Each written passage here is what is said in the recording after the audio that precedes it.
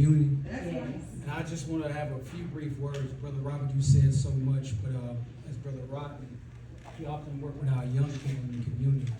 And I've volunteered since maybe 2001 and going into the prisons.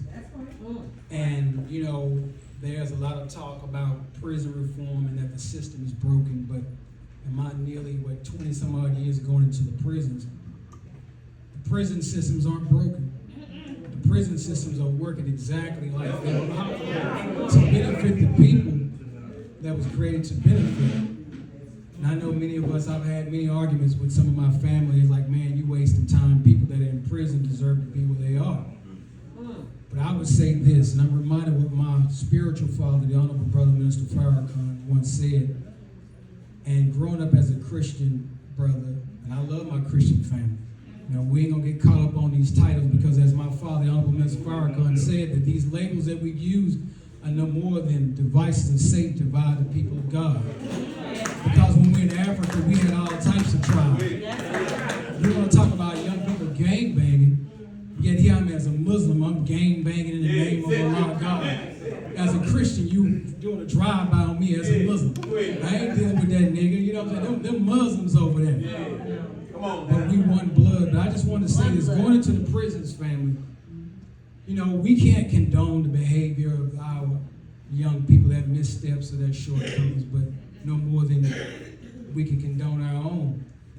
But I'm reminded of a conversation I had just early this week where a brother was saying, well, look, man, they did the crime, they need to do the time. But, you know, it's not that simple. Because the Honorable Mr. Farrakhan has taught us that we have to have root knowledge, not branch knowledge. And what we see in the prisons is an effect, but that's the effect of a particular cause. And I want to say this, you know, I was one of them young brothers hanging on the corner. I wasn't no street dude, but growing up in the hood, I was influenced by the streets. And I did some things that maybe even warrant me to be where a lot of our brothers are there. That's right. But God just had a different path in my life. But we can judge the behavior of our young people and say they should do better. But I'll leave with this. What I've observed in many of my conversations with a lot of the brothers that are in prison, I used to go to home, and that was Ann Fountain and J.O. Davis. And much as I love the prison reform ministry, it was very triggering to me. Because at the age of 10, the only father figure I had when my pops left was an uncle of mine. And I was 10 years old, I witnessed him kill a man. And that really traumatized me. That really did something to me. And it affected me in a way like, man. But suffice it to say, I used to go to the prisons and visit my uncle. So it was very triggering for me to go there, but it was very rewarding at the same time. So we can judge our brothers and their actions and what led them there. So my grandma used to tell me, oh, them niggas selling dope, they need to go up there. But why they selling dope, Granny? See, we can judge their behavior, but my father, the Honorable Minister Farrakhan, has said, he said that we can't place the standard or the principle of morality on survival. Go ahead. Y'all didn't hear me. He said you can't place the standard or principle of morality on survival. Because the first law of nature is what? It's self-preservation.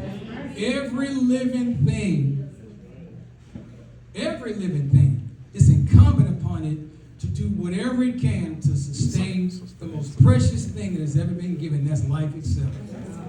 So we can judge a little young brother that's selling dope, but mama ain't got no job and ain't got no hope, you know, and he's looking back at his brothers and sisters are hungry. He gonna get out there and sell a little dope. You can say, well, mama shouldn't condone that kind of behavior, but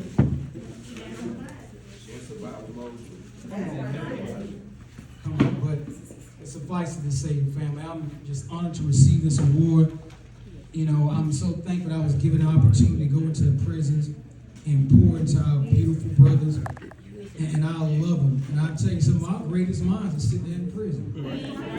Some of our greatest leaders are there in prison. They warriors, trust me.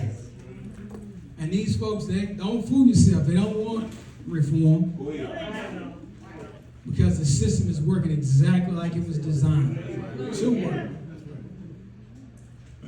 And family, I'm just so grateful and I'm thankful Again, thank you, Sister Patricia, and everybody that's responsible for us receiving this award today. God bless you.